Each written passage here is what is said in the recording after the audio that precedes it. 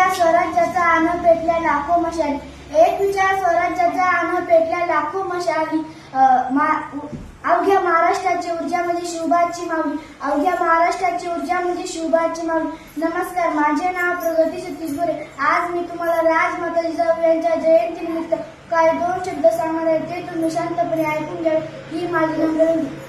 मराठ्याच्या रक्तासाठी ज्यांनी स्वाभिमान निर्माण केला, ज्यांनी स्वराज्याचे स्वप्न पाहिले व ते सत्यता उतरण्यासाठी अविरत प्रयत्न केले, अशा राजमाता जिजाऊंना माझे कोटी कोटी वंदन। आज 12 जानेवारी राजमाता जिजाऊ यांची जयंती। राजमाता जिजाऊ यांचा जन्म 12 जानेवारी 1598 रोजी बुलढाणा जिल्ह्यातील सिंदखेड राजा येथे झाला। त्यांच्या वडिलांचे नाव लखुजीराव जाधव व त्यांच्या आईचे नाव म्हाळसाबाई असे होते। लहान वयात त्यांचा विवाह वेरूळचे शहाजीराजे भोसले यांच्याशी झाला। लहान वयात जाधव व भोसले या दोन्ही घराण्यातील पराक्रमाची परंपरा जिजाबाईंकडे होती। जिजाबाईंनी शिवबांना असे घडवले की शिवाजी महाराज स्वतःसाठी नव्हे तर इतरांसाठी जगू लागले, धर्मासाठी लढले। म्हणून तर आज आपण छत्रपती शिवाजी महाराज हे नाव स्वाभिमानाने घेतो।